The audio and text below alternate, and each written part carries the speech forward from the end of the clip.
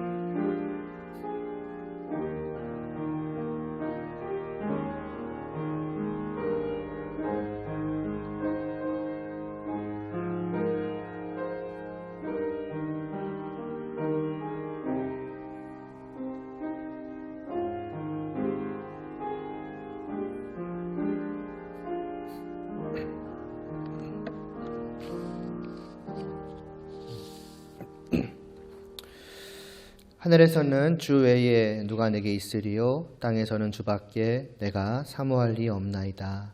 아멘.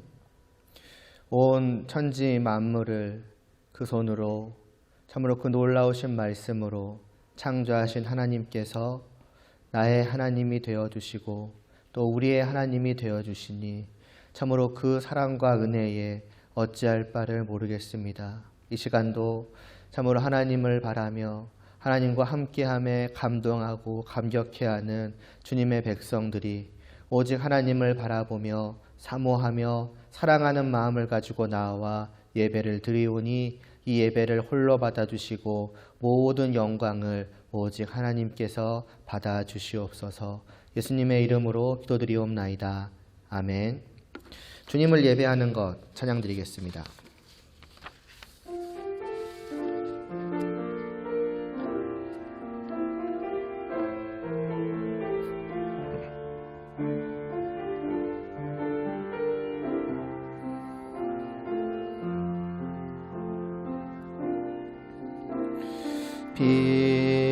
빛으로 임하신 주 나의 어둠을 비추시네. 내 안에 연약함 모두 씻어주시고 나를 기히 여기사 안으시네. 내 삶에 임하신 주 모든 두려움 덮으시네. 주 나의 모든 것 주님만 의지하리. 눈을 들어 주님만 바라보리. 주님을 예배하는 것 주님을 기뻐하는 것 나의 마음과 뜻 다해 주님 더 알기 원하네. 주님을 사랑하는 것 주님을 갈망하는 것 나의 유일한 소망이라.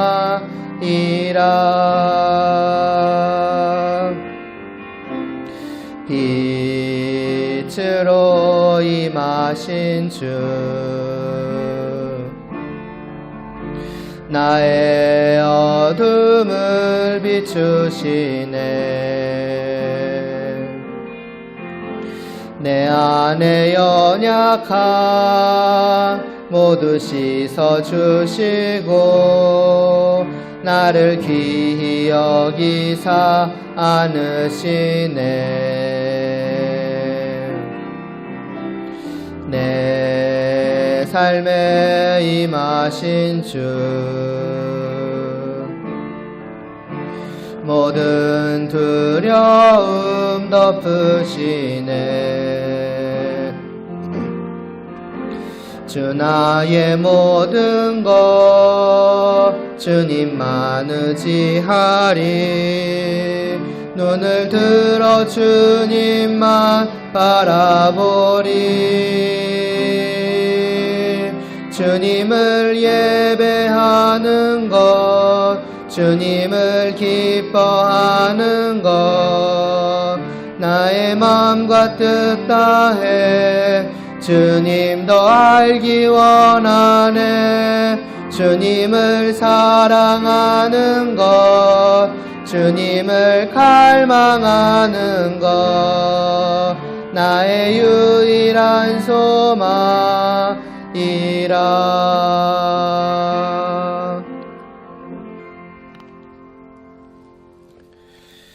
사도신경으로 우리의 믿음을 하나님께 고백드리겠습니다. 전능하사 천지를 만드신 하나님 아버지를 내가 믿사오며 그 외아들 우리 주 예수 그리스도를 믿사오니 이는 성령으로 잉태하사 동정녀 마리아에게 나시고 본디오 빌라도에게 고난을 받으사 십자가에 못 박혀 죽으시고 장사한 지 사흘 만에 죽은 자 가운데서 다시 살아나시며 하늘에 오르사 전능하신 하나님 우편에 앉아 계시다가 저리로서 산자와 죽은 자를 심판하러 오시리라.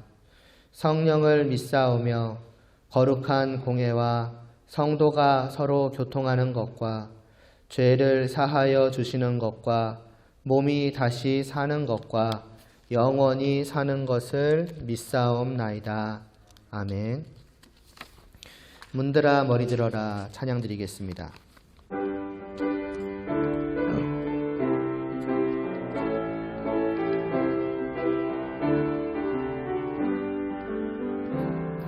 문들아 머리 들어라 들릴지어다 영원한 문들아 영광의 왕 들어가시도록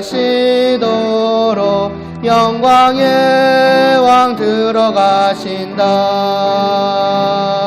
문들아 머리 들어라 들릴지어다 영원한 문들아 영광의 왕 들어가시도록 영광의 왕 들어가신다. 영광의 왕이시뇨 강하고 능하신 주로다. 전쟁에 능하신 주시라. 다 찬양 위대하신 왕 왕께 만세 왕께 만세 당신은 영광의 왕이라. 다 찬양 위대하신 왕 문들아 머리 들어라 들릴지어다 영원한 문들아 영광의 왕 들어가시도록 영광의 왕 들어가신다. 문들아 머리 들어라 들릴지어다 영원한 문들아 영광의 왕 들어가시도록 영광의 왕 들어가신다. 영광의 왕이시뇨 강하고 능하신 주로다. 전쟁에 능하신 주시라. 다 찬양 위대하신 왕께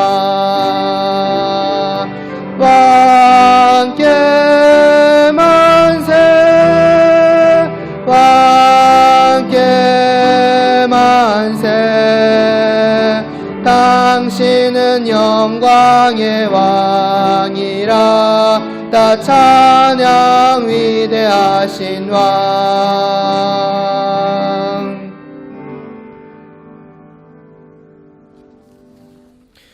이어서 보라 너희는 두려워 말고 찬양 드리고 제가 기도 드리겠습니다.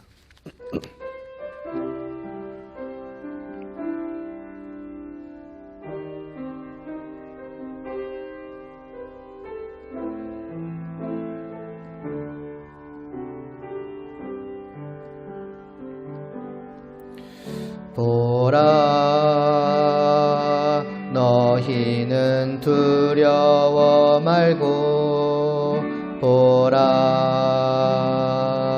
너희를 인도한 나를 보라 너희는 지치지 말고 보라 너희를 구원한 나를 너희를 치던 적은 어디 있느냐 너희를 억누르던 원수는 어디 있느냐 보라 하나님 구원을 보라 하나님 능력을 너희를 위해서 쌓으시는 주의 손을 보라 보라 너희는 두려워 말고 보라 너희를 인도한 나를 보라 너희는 지치지 말고 보라 너희를 구원한 나를 너희를 치던 적은 어디 있느냐 너희를 억누르던 원수는 어디 있느냐 보라 하나님 구원을 보라 하나님 능력을 너희를 위해서 쌓으시는 주의 손을 보라 보라 하나님 구원을 보라 하나님 능력을 너희를 위해서 쌓으시는 주의 손을 보라.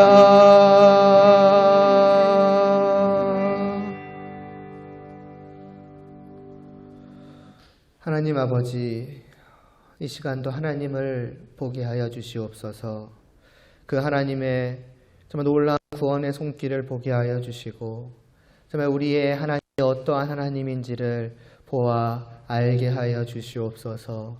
깨달아 알게 하여 주시옵소서. 느끼게 하여 주시옵소서. 그래서 그 하나님과 함께함으로 말미암아서 그 무엇도 두려워하지 않게 하시고 그 무엇도 부러워하지 않게 하시고 그 무엇으로도 기뻐하지 않게 하시고 오직 나의 하나님, 온 세상 모든 만물을 창조하신 그리고 그 모든 것을 다스리시는 주님 되신 유일한 왕 되신 그 하나님만을 기뻐하게 하여 주시옵소서. 예수님의 이름으로 기도드리옵나이다. 아멘. 우리 지난주 보았던 말씀 한 번 더 보겠습니다. 사무엘상 9장 16절 말씀.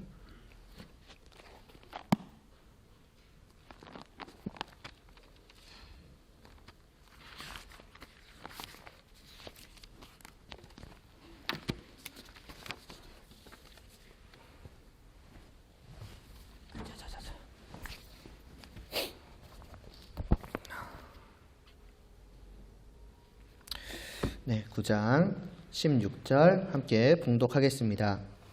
내일 이맘때에 내가 베냐민 땅에서 한 사람을 내게로 보내리니 너는 그에게 기름을 부어 내 백성 이스라엘의 지도자로 삼으라.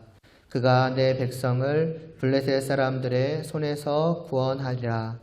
내 백성의 부르짖음이 내게 상달되었으므로 내가 그들을 돌보았노라 하셨더니. 아멘. 우리가 이제 지난 시간에 드디어 마침내 이스라엘 백성들이 이제 왕을 요구한 것을 보았습니다. 왕은 이제 하나님의 계획 속에 처음부터 있었던 것이기 때문에 말하자면 그 하나님 나라의 마지막 퍼즐과 같은 셈이죠. 그래서 그 준비를 해두셨기 때문에 이스라엘 백성들이 왕을 요구한 것은 마침내 하나님의 뜻하심과 이들의 그 마음이 드디어 여기서 이제 일치가 되어가지고 하나님께서 이제 기다리셨다는 듯이 드디어 너희가 나의 뜻대로 왕을 구하노니 내가 너희에게 왕을 주어서 정말 나와 너희는 이 왕을 중심으로 해서 영원히 헤어지지 말자라는 어떤 그런 기쁨의 이 시간이 될 거라고 우리가 생각할 수 있겠지만은 이제 전혀 아니었죠. 이들이 인간 왕을 달라고 요구했던 것은 하나님을 버리는 것이라고 하였습니다. 그러니까 하나님의 다스림이 이제 싫은 것이죠. 기쁘지가 않고 행복하지가 않은 것이죠. 왜인가 했더니 이웃, 하나님이 없이 살아가는 이웃 나라들의 모습을 보니까 자기들과 너무 비교가 되는 거예요. 우리한테 없는 것이 저들에게 있는 것이죠. 그 대표적인 예가 삐까번쩍한 이제 무기들이라고 했죠. 오늘날로 말하면은 이제 이쪽에서는 칼을 들고 싸우는데 저기에서는 총과 대포가 벌써 마련이 되어 있는 거예요. 너무 압도적인 차이잖아요. 그러니까 이 모든 것의 원인이 어디 있는가? 우리나라는 왜 이렇게 약한가? 왜 저들은 저렇게 강한 무기를 들고 와서 우리를 괴롭힐 수가 있는가? 이게 다 저들에게는 있고 우리에게는 없는 것. 바로 인간 왕의 존재다라고 하는 거예요. 사실 거꾸로도 되죠. 저들에게는 없고 우리에게는 있는 것도 있어요. 바로 하나님이시죠. 그럼 거꾸로 생각해서 우리에게 하나님이 계시기 때문에 우리는 저 모든 것들이 부럽지 않고 두렵지 않다라고 할 수 있어야 돼요. 왜냐하면 하나님은 그럴 만한 분이시라는 것을 이들은 경험해 왔기 때문에. 그러나 이들은 그렇게 하지 않았던 거죠. 우리에게 계시는 하나님의 존재보다는 우리에게 없는 인간 왕의 존재가 자기들에게 훨씬 더 매력적으로 다가온 거죠. 그러므로 우리에게 인간 왕을 주소서. 그것은 하나님 우리에게서 멀어져 계시옵소서라고 하는 거예요. 우리는 하나님의 나라가 아닌, 말하자면 이 꾀죄죄한 하나님의 나라가 아닌 저 삐까번쩍한 사람들의 나라가 되기를 원합니다라고 한 거예요. 그런 말하자면 또다시 자기들이 먼저 이혼장을 내던지는 것 같은 이 백성들 앞에서 하나님께서 하시는 말씀이 그래 내가 너희를 위해서 왕을 세워주노라 하는데 그것은 말하자면 옛다 먹고 떨어져라는 식이 아니에요. 너희가 또다시 나에게 이러하니 다시 한번 나를 버리려고 하니 그래 어디 너네가 원하는 인간 왕과 함께 잘 살아봐라 라고 그냥 인간 왕을 던져놓고 하나님은 떠나시겠다는 의미로서 인간 왕을 세우겠다고 하신 것이 아니었어요. 그에 대한 증거가 이 말씀이죠. 첫 번째 왕인 사울 왕을 하나님께서 준비하시고 이제 사무엘에게로 데리고 오시면서 내가 저들이 구한 그 인간 왕을 이제 세우기 위해서 한 사람을 너에게 보내니 너는 그에게 기름을 붓고 이 이스라엘 나라의 왕으로 삼으라 라고 하시면서 하는 말씀이 이제 9장 16절 말씀이잖아요. 어디를 보면 되냐면은 그 이스라엘의 지도자로 삼으라 그 뒤부터 보시면 이스라엘의 지도자로 삼으라 왕으로 세우라 왜냐 그가 내 백성을 블레셋 사람들에서 구원하리라. 내 백성의 부르짖음이 내게 상달되었으므로 내가 그들을 돌보았노라. 여전히 하나님은 이들을 나의 백성이라고 부르고 있어요.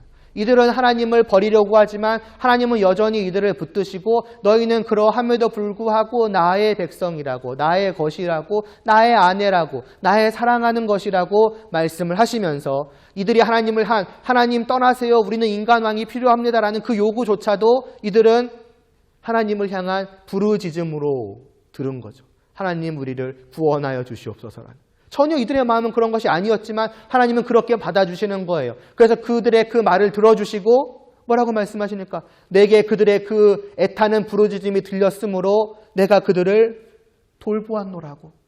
그러니까 이들을 버리기 위해서 왕을 세우시는 게 아니에요. 애따 먹고 떨어져라는 식이 아닌 거예요. 그래, 너희가 나한테 그렇게 애타게 부르짖으니 내 사랑하는 나의 백성들아, 내가 기꺼이 너희들이 원하는 요구를 들어 너희를 구원하여 주마. 그게 하나님의 뜻이라는 거죠. 마음이라는 거죠. 이 백성을 향한.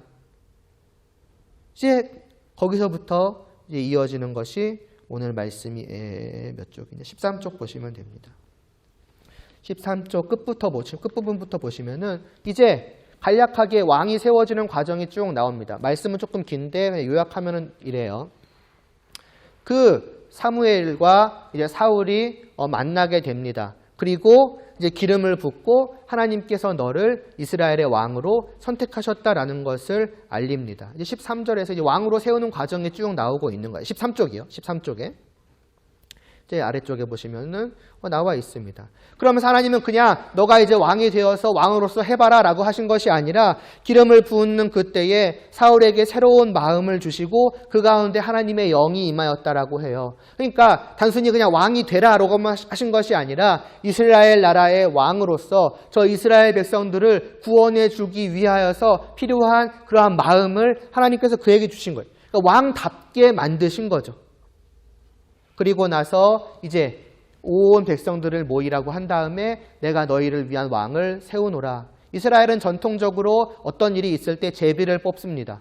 왜냐? 제비 뽑기는 순전히 운이잖아요. 사람의 어떤 계획이 들어갈 수가 없잖아요. 그런데 그럼 왜? 운으로 왕이 되는가? 그게 아니라 사람이 어떻게 할 수 없는 이 제비 뽑기를 통해서 이 우연처럼 운처럼 보여주는 이 일을 통해서 하나님께서는 보여주시는 거예요. 이것은 순전히 사람의 계획이나 사람의 생각이나 사람의 뜻대로 되는 것이 아니라 심지어는 우연이 되는 것도 아니라 이 모든 것이 다 나의 계획과 나의 뜻과 나의 다스림대로 되어지는 것이다. 그래서 잠언에 그런 말씀이 있잖아요. 잠언인가요? 시편인가요? 제비는 사람이 뽑지만은 그러나 그 모든 일을 정하시는 것은 하나님이시다는 거예요. 그래서 제비 뽑기예요. 이스라엘은 언제나 정통적으로 제비 뽑기예요. 왜냐? 하나님께서 이 일을 하셨다는 것을 확실하게 알려주시기 위해서예요. 그래서 모든 이스라엘 백성들이 제비 뽑기를 시작합니다. 뽑히고 최종적으로 뽑힌 사람을 봤더니 누구냐면은 사울인 거예요. 사무엘이 그냥 사울 나와, 하나님이 널 택하셨어, 이게 아니에요. 모든 백성들 앞에서 이것은 사무엘 자기가 한 일이 아니라 분명히 하나님께서 선택하신 일이라는 것을 보여주기 위해서 제비뽑기를 사용하시는 거예요. 그리고 이 제비뽑기를 통해서 이스라엘 백성들은 알게 되는 거죠. 이 일은 하나님께서 하신 거구나. 하나님께서 저 사람을 이스라엘의 왕으로 선택하셨는데 그 사람이 바로 사울이구나. 이것을 이제 모든 사람들 앞에서 하나님께서는 보여주셨어요.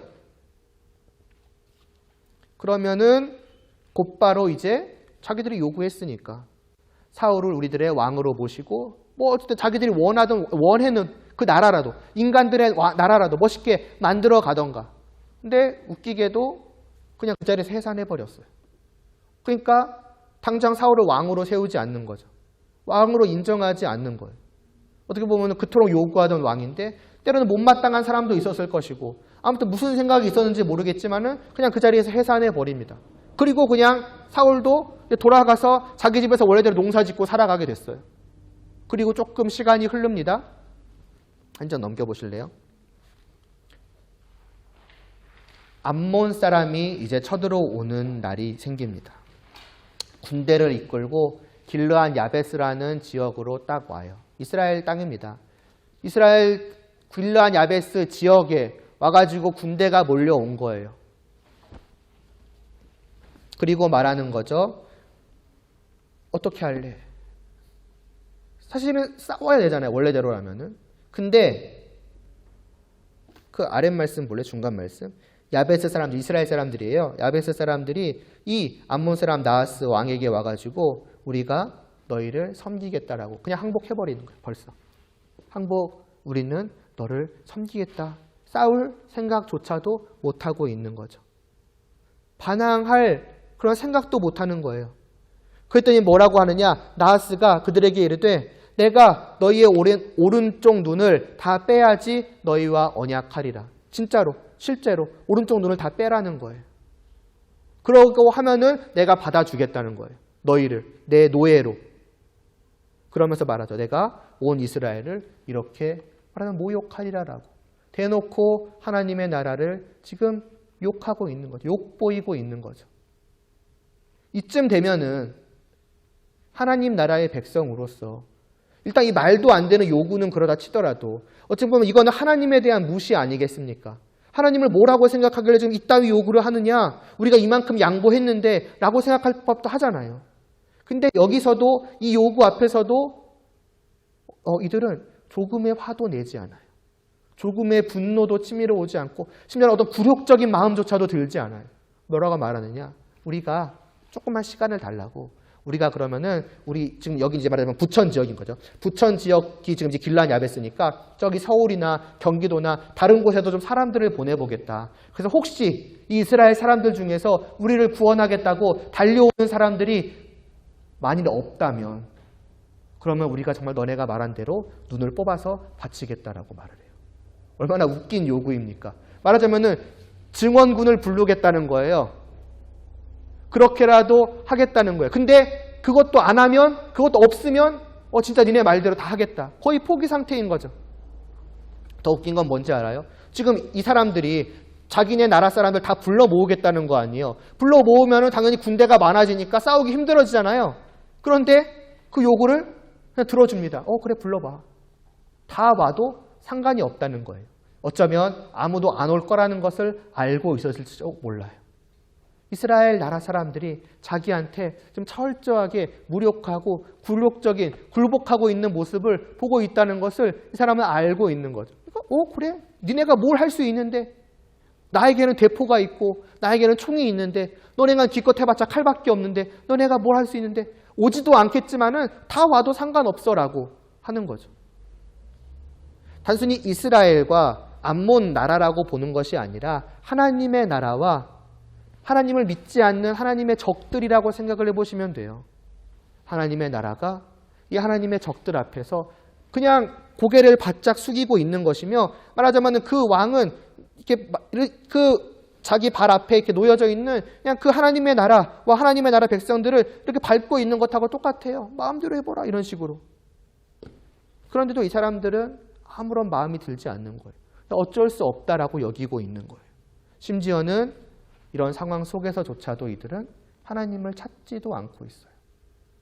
이쯤 되면은 그냥 최후의 수단이라고 할지라도 하나님, 우리가 이런 꼴을 당해야 합니까? 우리를 좀 도와주시면 안 됩니까? 구원해 주시면 안 됩니까? 어디 계십니까? 한번 부르짖을 법도 한데 그런 것도 없어요. 그러니까 이들의 마음은 단순히 한 나라의 백성으로서의 자포자기일 뿐만이 아니라 하나님에 대한 자포자기이기도 한 거예요. 하나님이 뭘 할 수 있는데 라는 거죠. 저 대포와 저 총 앞에서 하나님이 실제로 계셔가지고 나타나셔서 뭔가를 하신다고 한들 뭘 할 수 있겠냐는 거예요. 하나님은 아무것도 할 수 없는 무력한 분 아니시겠느냐는 거예요. 옛날에는 다 같이 총이나 칼을 들고 싸울 때야 하나님이라는 분이, 신이라는 분이 무언가를 했지만은 이제 시대는 확 바뀌었다는 거예요. 무기들은 확 바뀌었다는 거예요. 문화도 확 바뀌었다는 거예요. 이제 하나님은 그냥 옛날에 있던 고리타분한 신이고 무력한 신에 불과하다는 거예요. 이들의 마음은 그러한 거죠. 그래서 이들이 인간 왕을 이래서 요구했던 것이 다시 한번 드러나는 거죠. 그 모든 것의 원인을 인간 왕이 없고 우리가 저들보다 시대가 뒤처지고 문화가 뒤처지고 무기가 뒤처져 있기 때문에 우리가 빨리 저 나라들과 같이 선진국과 같이 되었어야 되는데 왜 우리는 아직까지도 하나님을 붙들고 이렇게 시대에 뒤떨어져 가고 있는가? 그러니 하나님을 빨리 버리고 인간 왕을 세워달라고 하자. 그거인 거예요. 이렇게 굴욕적인 일을 당하고 있으니까 이들은 그런 거죠. 사실 문제의 원인은 지난 시간에도 말씀드렸던 것처럼 시대에 뒤떨어져 있기 때문이 아닌 거예요. 무기의 화려함이 달라졌기 때문이 아닌 거예요. 다만 그들의 하나님이 어떠한 분이신지를 또다시 망각해버린 것이고 잊어버리고 말았기 때문인 것인데 이들은 그 원인을 다른 데서 찾고 있는 것이죠. 이에 대해서 좀 이따 다시 좀 말씀을 드릴게요. 아무튼 그래서 야베스 사람들은 이스라엘 모든 지역의 전령을 다 보냅니다. 어땠을 것 같아요? 다 울기만 했어요. 다 슬퍼하기만 했어요. 야, 우리 동포가 지금 저렇게 굴욕을 당하고 있다. 그리고 쟤네 다음엔 누구야? 우리 아니겠어. 그럼 쟤네에 대한 안타까움 때문이나 아니면 곧 있으면 우리가에게 닥칠 그런 일들 때문에라도 나아가서 싸우자라고 할 법한데 이들은 다 그냥 슬피 울고 있는 거예요. 일단 이미 저들은 끝난 거죠. 그리고 곧 있으면은 이제 우리 차례고 우리도 어쩔 수 없다. 결국 우려하던 일이 왔구나. 우리는 이렇게 저들 앞에서 굴복할 수밖에 없는, 항복할 수밖에 없는 그때가 드디어 왔구나라고 그냥 슬피 울고 있는 거예요. 이게 하나님의 적들 앞에서의 하나님의 나라라고 하는 것의 모습이라는 거예요. 그때에 사울이 사는 곳에도 나타납니다. 3번 보면은 이에 전령들이 사울이 사는 기브아에 이르러 이 말을 백성에게 전하매 모든 백성이 소리를 높여 울더니 마침 사울이 밭에서 소를 몰고 오다가 그러니까 지금 농사 짓고 있는 거예요. 하나님이 왕으로 세우신 그 사람들은 누구에게도 인정을 받지 못한 채 그냥 이렇게 있는 거죠. 소를 몰고 오다가 이르되 백성이 무슨 일로 이게 다 울고 있으니까 성이 소란하니까 다 우니까 뭔 일이냐 했더니 이제 이러이러한 일이 있었다고 말을 전하는 거죠. 그 때입니다. 사울이 이 말을 들을 때에 하나님의 영에게 크게 감동됨에 그의 노가 크게 일어났더라라고. 여기서 처음으로 분노하고 있는 사람이 나타납니다. 근데 이것은 정말 사울이 용감한 사람이었다거나 정말 사울이 어떤 면에서는 좀 하나님에 대한 특별한 마음이 있고 하나님의 나라 백성들에 대한 또 하나님의 나라에 대한 특별한 마음이 있어가지고 아니 우리 하나님의 나라가 이렇게 굴욕적인 모습을 당할 수가 있는가라고 나간 것이 아니었어요. 그도 만약에 특별한 일이 일어나지 않았다면은 어쩌면 저 사람들과 똑같이 울고 있는 대열에 동참하고 있었을지 몰라요. 그러나 사울은 그때 달랐죠. 왜? 사울 자신이 어떠함이 중요한 게 아니에요. 하나님께서 그의 영으로 이 사울을 감동시키시는 거예요. 말하자면 하나님께서 그 손으로 사울의 마음을 붙잡으신 거죠. 그에게 큰 분노가 일어나게 하신 거예요. 그래서 그 분이 일어나는 거죠. 아니, 저 하나님을 알지 못하는 이방인들이 어떻게 우리의 하나님과 하나님의 나라를 모욕할 수 있고 하나님의 나라 백성들의 그 눈을 뽑느냐느니 어디 불러오려면 불러와보라는 식으로 말할 수가 있겠느냐는 거예요. 그래서 그 화를 참지 못하고 이제 소를 잡아옵니다. 다 갈기갈기 조각을 내고 온 이스라엘 모든 지역에 다 보내요. 그리고 말합니다. 누구든지 나와서 나 사울과 그리고 선지자 사무엘을 따르라. 싸우자는 거예요. 너네 뭐 하고 있느냐는 거예요. 왜 울고만 있느냐는 거예요. 그러니까 내 명령을요. 어떻게 보면 명령이에요. 내 명령을 듣고 나와라. 만약에 나의 말을 듣지 않는다면은 이 조각난 그들이 받은 그 소처럼 너희들도 다 같이 조각조각 나게 될 것이다라고. 왕의 심판이, 자기의 심판이 임하게 될 것이라고 말하는 거예요. 근데 생각해 보세요. 그 전까지 사울을 왕으로 인정하지 않던 사람들이잖아요. 그런 이스라엘 백성들이 사울이 소를, 그냥 소예요. 그냥 소를 조각 내가지고 보냈다고 해도 그 소 조각 난 거 받고 야, 사울이란 사람이 우리한테 나와가지고 싸우지 않으면은 우리를 이런 식으로 내버릴 거래 라고 말했다고 한들 두려워할까요? 네가 뭔데라는 식으로 말을 하겠죠. 야, 우리는 네가 전혀 두렵지 않아. 우리가 두려운 거는 저 암몬 사람이지. 네가 말한다고? 웃기고 있네. 우리는 그냥 이대로 슬피 울다가 저 야베스, 길르한 야베스 사람들처럼 눈가를 뽑고 저렇게 항복할 것이고 우리도 그렇게 그냥 불쌍하게 살아갈 거야. 아니면 네가 와서 싸워보든지 우리한테 와가지고 해보든지 그럼 오히려 우리가 너를 죽도록 패가지고서라도 데려가겠다 쟤한테 바치겠다 오히려 그런 식으로 생각했을지 몰라요. 그런데 여기서도 이스라엘 백성들은 전혀 의외의 모습을 보이죠. 어쩌면 그들이 전혀 인정하지 않았던 이스라엘의 자기와 같은 그 한 사람, 사울이라는 이름을 기억하고 있는 사람이 있을지나 모르겠어요. 물론 모두 앞에서 뽑혔으니까 이름 정도는 기억하는 사람이 있었겠지만 과연 인상 깊게 생각을 했을까요? 그런데 그가 직접 눈앞에 와서 한 말도 아니에요. 그냥 사람을 보내서 사울이라는 사람이 우리한테 이렇게 말합니다라는 어떻게 보면 편지를 읽는 거죠. 그 읽는 그때에 이스라엘 모든 곳, 모든 성읍에 있는 사람들이 다 같이 뭐 했다고 하냐면은 두려워하며 마치 한 몸처럼 다 나왔다고 하는 거예요. 누구 하나 빠지지 않는 거예요. 다 같은 마음으로 싸우러 갑시다라고 나온 거예요. 왜? 그 사울의 말에 어찌 보면은 좋은 의미로든 나쁜 의미로든 두려움을 느낀 거예요. 근데 그 두려움은 어디서 왔느냐? 하나님으로부터 왔다라고 하는 거예요. 정말 사울이 무슨 굉장한 능력을 보여주고 자기 앞에서 반항하는 사람을 한 방에 찔러 죽여가지고 야, 진짜 사울의 말을 안 따르면 되겠다. 그런 거 아니에요. 그냥 사울은 말만 했다 그랬잖아요. 근데 그 듣는 모든 사람 가운데 이스라엘 온 지역에 있는 모든 사람의 마음속에 마찬가지로 하나님의 손길이 임한 거예요. 그래서 저 한 사람 사울의 말을 마치 한 나라의 절대자의 그 왕의 음성처럼 듣게 하신 거죠. 그리고 그 앞에 다 같이 두려운 마음으로 순종케 하신 거예요. 그래서 그 앞에 다 나옵니다. 그들은 아직 눈치채지 못하고 있을지 모르겠지만 한 나라의 그 왕으로서 이스라엘을 다스리는, 이스라엘에게 명하고 이스라엘이 거기에 순종하는 그 왕의 다스림이 이제 시작되고 있는 것이죠. 그 결과가 어떻게 됩니까? 5번 보시면은 무리가 와 있는 전령들에게 이르되 너희는 길르한 야베스 사람에게 이같이 이르기를 내일 해가 더울 때에 너희가 구원을 받으리라 합니다. 이튿날에 사울이 백성을 3대로 나누고 새벽에 적진 한가운데로 들어가서 날이 더울 때까지 암몬 사람들을 치매 남은 자가 다 흩어져서 둘도 함께한 자가 없었더라. 얼마나 압도적인 승리를 했는지 둘이 모여서 도망갈 생각조차도 못하는 거예요. 바로 자기 옆에 있는 사람도 돌보지 못할 정도로 나 살려라 하고서는 다 도망가 버린 거죠. 뭘 보여줍니까? 사람의 힘으로 이루어진 전쟁이 아니라는 것을 보여주는 거예요. 왜요? 만약에 이게 사람의 힘으로 이루어진 전쟁이었다고 한다면은 이스라엘에 애당초 이럴 일이 없어요. 야, 비슷비슷하거나 조금 약해가지고 우리가 잘하면 이길 수도 있겠다 정도였다고 한다면은 애당초 이스라엘이 이렇게 굴욕적인 모습을 보일 필요가 없는 거예요. 근데 비등비등한 싸움을 한 것도 아니고 간신히 이긴 것도 아니고 그냥 압도적으로 이겼다라고 하는 것은 무엇이냐? 사람이 싸운 것처럼 보이지만은 그 가운데에 눈에 보이지 않으시는 하나님의 저들을 향한 무서운 심판의 손길이 임했다고 하는 거죠.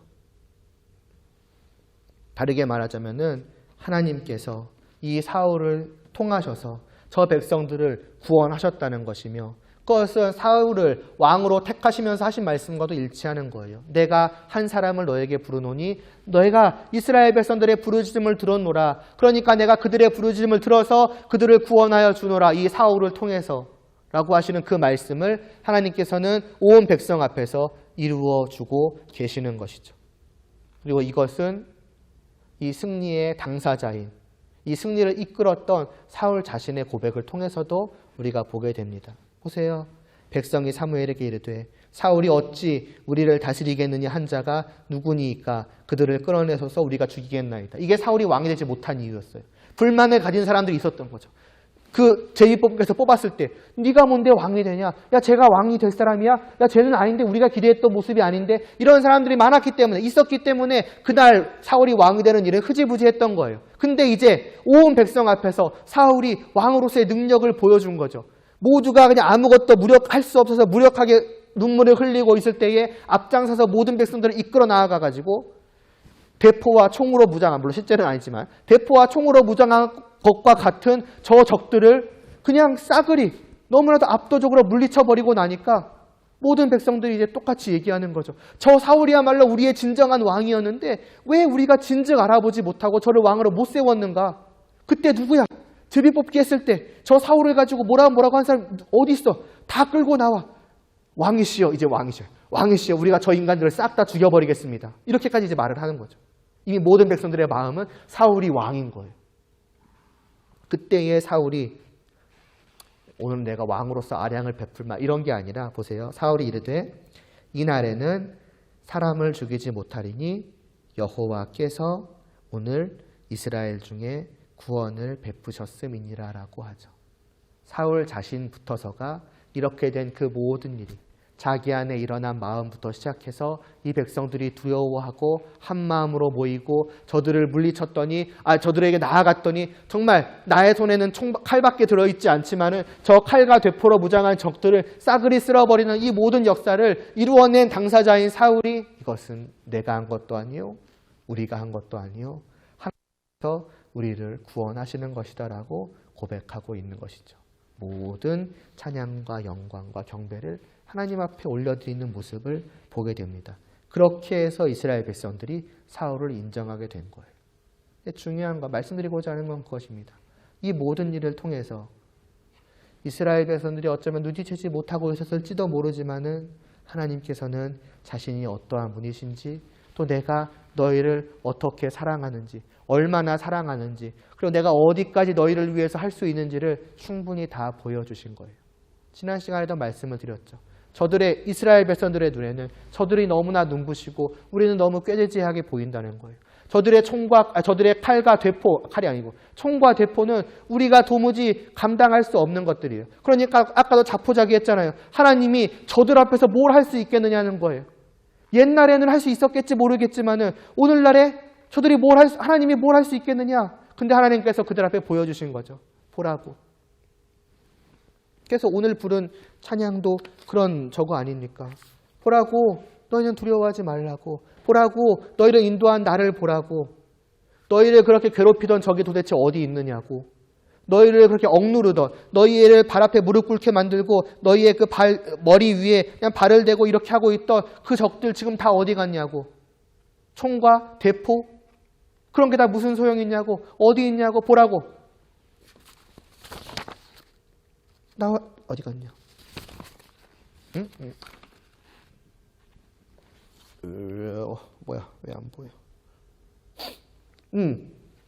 남은 자가 다 흩어져서 둘도 함께한 자가 없었느라고. 실제로 그들의 눈앞에 그렇게 무시무시하던 적들은 순식간에 다 사라졌어요. 단 한 명도 눈앞에 남아있지가 않는 거예요. 하나님의 손길 한 번에 그 모든 것들이 물리쳐진 거죠. 그게 날 아시는 거예요. 그게 너희의 하나님이라는 거예요. 그게 너희와 언약을 맺은 너희의 남편된 너희의 왕이요 너희의 주된 바로 나라고.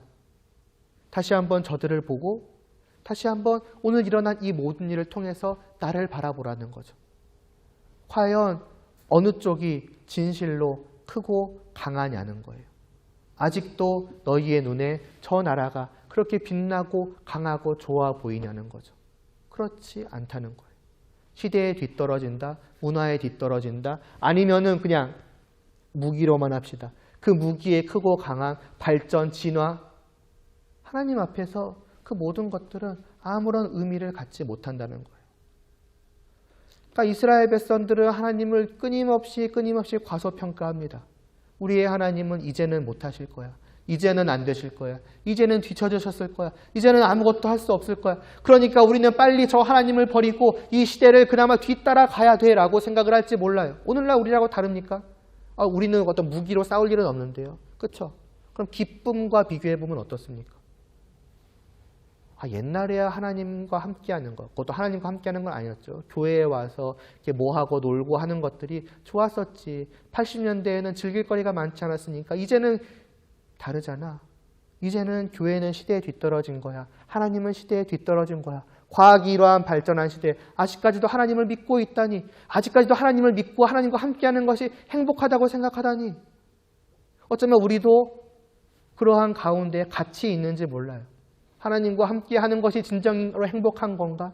하나님을 예배하는 것이 정말로 기쁘고 즐거운 건가? 설령 그렇다고 치더라도 그러한 행복과 그러한 기쁨은 저 세상의 것들에는 미치지 못하는 거야. 그러니까 여기 있지 말고 나오자고. 하나님과 함께하는 것에서, 이 자리에서 이제는 벗어나서 이쪽으로 가서 이곳이 주는 그 기쁨과 즐거움과 행복을 누리자고. 더 큰 것이 너희들의 눈앞에 있는데, 우리 눈앞에 있는데 왜 나는 아직도 여기서 하나님만 바라보고 우물한 개구리처럼, 하나님이 줬사오니라고 하고 있는 건 너무 시대에 뒤떨어진 거 아니냐는 식으로 생각을 할지 몰라요. 그러나 하나님은 똑같이 말씀하실 것입니다. 하나님 자신이 어떠한 분이신지를 나타내 보여주시고 다시 한번 저들을 보게 하실 거예요. 보라고. 그렇게 빛나 보이던 것들이 어디 있느냐고. 정신을 차리고 다시 하나님을 바라보고 그 하나님의 영광됨을 바라보고 나니까 아까까지 그렇게 빛나 보이던 것들이, 이 얘기도 여러 번 말씀드리지 않습니까? 더 이상 빛나 보이지 않게 실제로 된다는 거예요. 그것은 경험해본 자들의 고백입니다. 어제 그제 유초등부 수련회 있어가지고 그런 얘기했어요. 롯데월드를 내가 갔다 왔다고 쳐봐요. 너무 즐거운 거예요. 너무 행복한 거예요. 그래서 내 옆에 있는 친구한테 이제 일요일에 갔다 왔다고 치고 월요일이 되면은 가자마자 얘기하고 싶은 거예요. 야, 나 어제 어디 갔는지 아냐고. 롯데월드 갔다 왔다. 얘는 가본 적이 없어요.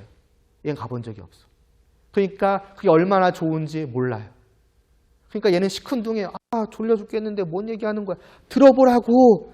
내가 어제 얼마나 재밌었는지 아냐고. 정말 온 마음을 다해서 막 이런 것도 있었고 저런 것도 있었고 막 얘기하겠죠. 근데 얘는 그것을 경험해 본 적이 없기 때문에 그냥 시큰둥할 수밖에 없는 거예요.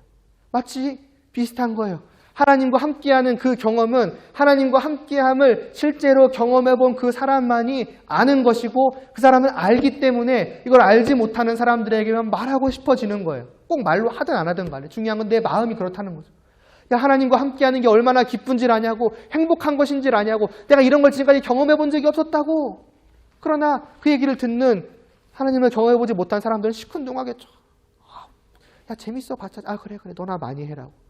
그럼 여기서는 더 막 안달이 나는 거예요.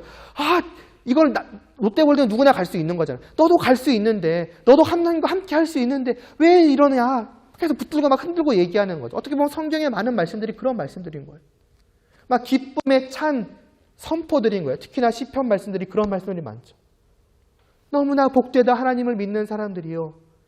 이거는 그냥 강의하는 게 아니에요. 수업 시간에 여러분 하나님과 함께하는 게 얼마나 즐거운지 아십니까? 롯데월드를 갔더니 뭐가 있었고 이건 이래요. 참 즐겁습니다. 그러니까 롯데월드에 가는 건 행복합니다. 그런 식으로 얘기하는 게 아니라 하나님을 실제로 누려본 사람들의 그 마음을 담아가지고 노래하고 있는 거예요. 이것을 알기를 원한다는 거죠. 빌립보서 4장 4절에 사도가 그런 말을 해요. 항상 주 안에서 기뻐하라고. 그건 다르게 말하면은 항상 주님 안에 있는 자는 기뻐할 수 있다는 거예요. 즐거워할 수 있다는 거예요. 행복해할 수 있다는 거예요. 근데 웃긴 게 뭔지 알아요? 이 얘기를 사도가 빌립보 교회한테 했거든요. 정작 빌립보 교회는 그때 어떤 상황이었는지 알아요? 예수님을 믿는 것으로 인해서 매일같이 핍박을 당하던 시대였어요. 그때의 핍박은 실제적인 핍박입니다. 때로는 매를 맞을 수도 있고 돌멩이를 던질 수도 있고 아니면 저들과는 아예 장사를 안 해요.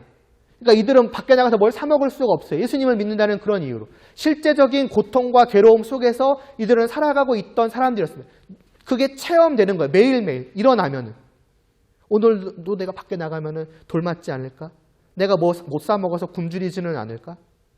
그런 사람들을 향해서 너희는 항상 기뻐하라. 항상 기뻐할 수 있다라고 말씀하는 거예요. 더 재밌는 건 뭔지 아세요? 너희는 항상 기뻐하라고 말했으니까 그 말을 한 당사자도 항상 기뻐하고 있을 것 아니겠습니까? 근데 그 당시에 사도 바울은 어디 있었느냐? 감옥 안에 있었어요. 감옥 안에 갇혀 있었어요. 그리고 그 전까지는 뭐 했느냐? 하루가 멀다 하고 매를 맞았고 배도 파손하였고 강도도 당하였고 돌멩이를 맞기도 수십 번을 맞았고 곤장도 말할 것도 없이 곤장도 한 50대 맞으면 죽는다고 하니까 거기서 하나 뺀 49대 맞는 매를 맞는 거를 몇 번을 했는지. 근데 그때에도 그는 항상 기뻐했다는 거예요. 그리고 지금도 감옥 안에서 기뻐하고 있고 잘하면은 이 감옥 안에서 사형을 당할 수도 있어요. 그러함에도 불구하고 나는 항상 기뻐했다라고 말하는 거예요. 쉽게 말하면. 그러니 너희도 기뻐하라는 거죠. 남들이 보면 다 이해가 안 돼요. 무슨 소리를 하느냐. 야, 우리의 상황을 봐. 지금 우리는 아침에 하루 일어나면은 우리가 오늘은 무사히 버틸 수 있을까? 무사히 지나갈 수 있을까? 무사히 살아갈 수 있을까를 걱정하는 사람들이야. 그 고난이 눈앞에 닥쳐있고 고통이 눈앞에 닥쳐있는데 어떻게 기뻐할 수 있어? 사도 바울이시여, 우리 사정 뻔히 알잖아요. 라고 할 만한 상황이에요. 그런데 사도는 아니다. 너희는 항상 기뻐할 수 있다라고 말씀하고 있는 것이죠.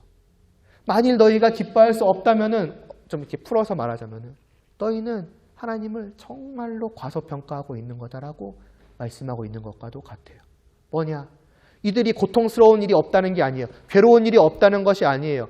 사도 바울과 같이 50대를 그 곤장으로 맞는 것에 하나 감한 것을 맞는다고 생각해봐요. 죽고 싶죠. 괴롭죠. 웃음이 나오지가 않죠. 기쁨이 어디에 있겠습니까? 그러나 사도 바울이 느끼고 있는 기쁨은 그 괴로움과 고통이 주는 아픔과 슬픔과 절망을 어떻게 보면은 뒤덮고도 남을 만큼의 기쁨이라는 거죠.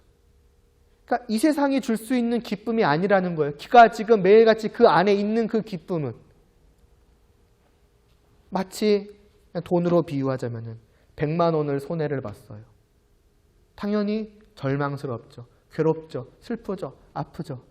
그러나 그 100만 원을 손해본 나는 동시에 그냥 크게 말합시다. 뭘 한 1,000억 원 정도가 들어왔다고 생각을 해봐요. 그러면은 나에게 더 이상 슬픔이 있겠습니까? 없겠죠.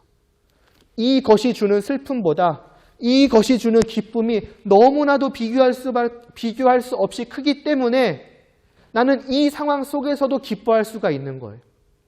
죽음이 아무리 무섭다고 한들 말하자면 한 1,000만 원 정도의 손해라고 칩시다. 그러나 사도는 말하는 거죠. 나에게는 그와 비교할 수 없이 어마어마한 것이 있다. 그게 하나님의 존재죠. 그것은 누려본 당사자인 사도 바울이 분명하게 느끼고 있는 거예요. 누구도 아니라고 말할 수 없어요. 사도가 하나님으로 말미암아 정말로 그렇게 누리고 있는데 누구도 말할 수 없어. 사도 바울 당신이 별거 아닌 고난을 당하고 있으니까 그런 얘기 하는 거겠죠. 견딜만 하니까 하는 거겠죠. 견딜만 하지 않아요. 죽음이에요. 감옥이에요. 매를 맞아요. 그 한 대만 맞아도 그냥 평생을 절망할 자신이 있을 만한 그러한 고난들이 지금 바울에게 닥쳐왔다는 거예요. 지금도 그 가운데 있다는 거예요. 근데 정작 그는 그 모든 것을 아무렇지 않게, 물론 아프고 괴롭고 슬프겠죠. 그러나 그 모든 것으로도 흔들 수 없는 너무나도 큰 기쁨이 그 안에 분명하게 있다는 거예요. 왜냐? 내가 주님 안에 있기 때문이다. 주님 안에 내가 있기 때문에 그 무엇으로도 나의 기쁨을 앗아갈 수 없다는 거예요. 그 모든 것들이 나를 공격하기에는 주님 안에 있는 자가 누리는 기쁨이 너무 크고 마치 견고한 성과 같아가지고 아무런 힘을 발하지 못한다는 거죠. 나는 그것을 예수 그리스도를 믿음으로 말미암아서 주님 안에서 하나님과 함께함으로 말미암아서 하나님을 경험하고 매일매일 하나님을 실제로 누림으로 말미암아서 말하자면 하나님의 손을 붙잡고, 애기들한테는 그런 식으로 얘기합니다. 하나님의 손을 붙잡고 날마다 하나님께 다니는 그 하나님과 함께하는 것을 즐거워하는, 마치 어린아이가 부모님을 즐거워하는 것처럼 그것을 즐거워함으로 말미암아서 그 하나님을 누림이, 하나님이 주는 기쁨이 정말로 실제로 저 모든 것과 비교할 수 없이 크더라는 거예요. 그러므로 너희도 가능하다는 거예요. 참으로 예수 그리스도를 믿음으로 말미암아서 주님 안에서 주님을 누리고 하나님과 함께함을 누리는 너희 성도들아, 너희 빌립보 교회 사람들아, 항상 기뻐하라. 너희의 상황이 어떤지 내가 다 안다. 마치 이것과 똑같은 거예요. 어디 갔냐? 누구 사람이냐? 암몬 사람이 쳐들어온 것과 똑같은 거예요. 어떻게 여기서 내가 고난스럽지 않겠습니까? 괴롭지 않겠습니까? 기뻐할 수 있겠습니까? 그러나 다시 보라는 거죠. 너희의 하나님이 누구신지를. 너희의 하나님은 너희가 잠시 망각해버린 혹은 잠시 과소평가해버린 그러한 정도의 분이 아니시다. 다시 믿음의 눈을 들어서 너희 앞에 뭐가 있는지 보라. 하나님의 손길 한 방에 싹 쓸려가지 않았느냐는 거예요. 다르게 말하면 하나님이 주신 그 기쁨 앞에 그 모든 고난해 주는 괴로움이 싹 쓸려간다는 거예요. 그것은 성도가 실제로 누리는 겁니다. 이론이 아니에요. 수업 시간에 이러하다고, 이러할 것이라고, 여러분 이거 잘 외워두시라고, 시험에 나온다고 아니에요. 그가 진실로 누리고 있는 그것을 지금 고백하고 말하고 있는 거예요. 그리고 그 하나님을 여러분들도 누리시라고 말을 하는 거예요. 그리고 이스라엘 백성들에게도 하나님은 그러한 자신을 보여주시고 다시 말씀하시는 거죠. 내가 너희의 하나님이심을, 나와 함께한다는 것이 어떤 것인지를, 또 너희와 함께하는 내가 누구인지를 다시 한번 보라 말씀하시는 거죠. 그래서 이 뒤에 다음 시간에 이제 마지막으로 볼 건데 결국 한 주 더 갔네요. 이 뒤에 이제 사무엘이 왕을 세우자라고 말을 합니다. 단순히 왕을 세우자라고 말을 하지 않아요. 이제부터 우리는 사사가 다스리던 구식 옛 시대의 나라에서 이제는 왕이 다스리는 왕정 국가로 바뀌자, 그렇게 새롭게 하자고 말하지 않아요. 다시 한번 우리가 그 우리의 하나님을 바라보고 우리와 하나님의 관계를 다시금 바르게 하고 하나님의 나라를 다시금 원래대로 되돌리자라는 그러한 말들을 해갑니다. 그들이 망각해버리고 있던 그 하나님을 다시금 그들의 눈앞에 데리고 오고 그들이 놓아버린 그 손을 다시 한번 붙잡게 이제 만들어 주는 그 일을 하는 겁니다. 이 일은 다음 시간에 보도록 하고,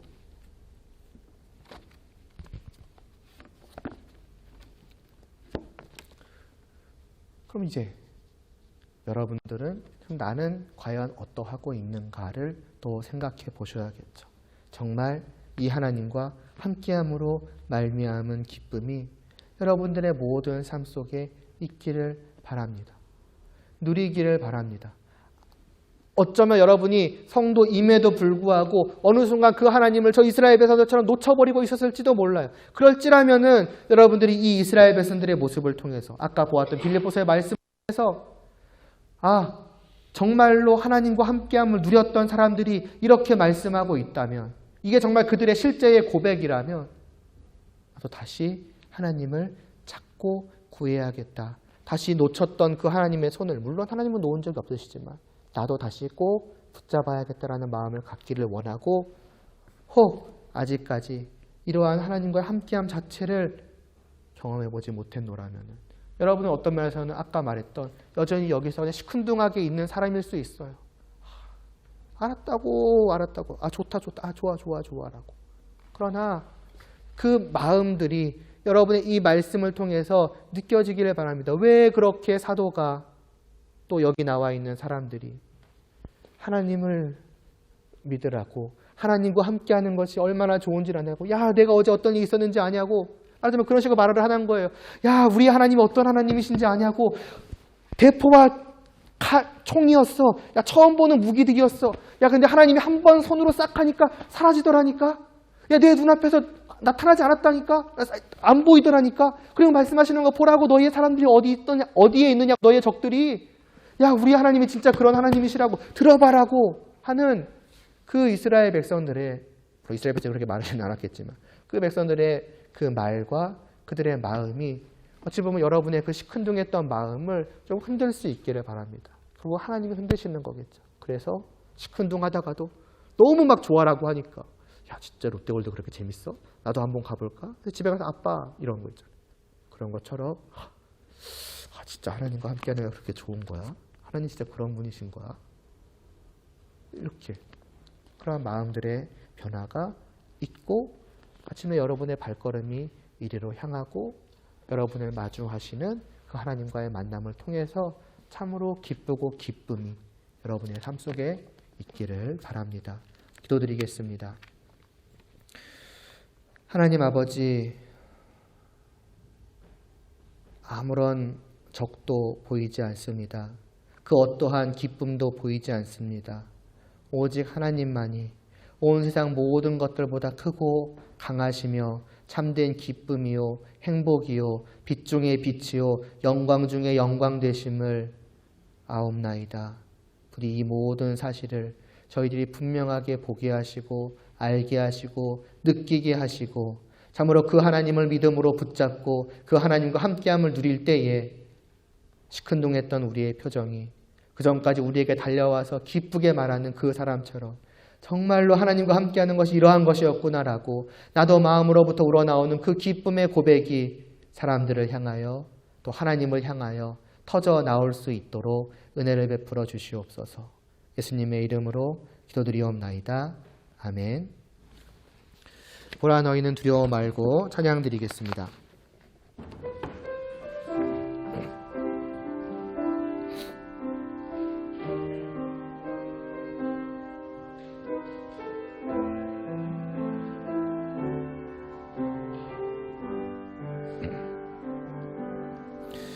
보라 두려워 말고 보라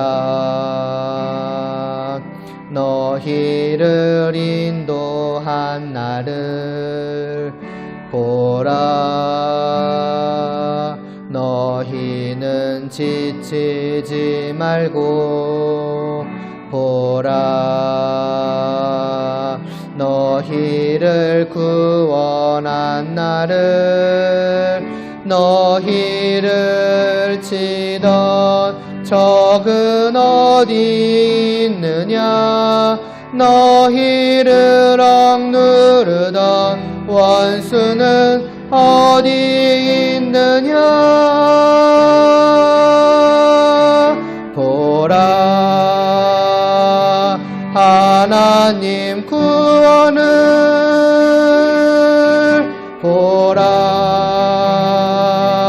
하나님 능력을 너희를 위해서 쌓으시는 주의 손을 보라 보라 하나님 구원을 보라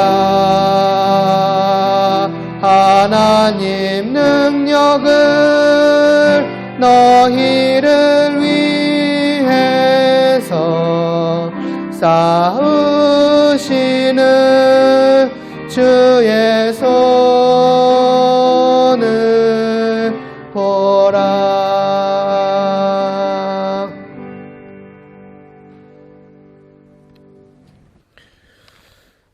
주기도문 드리심으로 예배 마치겠습니다. 하늘에 계신 우리 아버지여 이름이 거룩히 여김을 받으시오며 나라에 임하옵시며 뜻이 하늘에서 이루어진 것 같이 땅에서도 이루어지이다. 오늘날 우리에게 일용할 양식을 주옵시고 우리가 우리에게 죄 지은 자를 사하여 준 것 같이 우리의 죄를 사하여 주옵시고 우리를 시험에 들게 하지 마옵시고 다만 악에서 구하옵소서. 대개 나라와 권세와 영광이 아버지께 영원히 있사옵나이다. 아멘.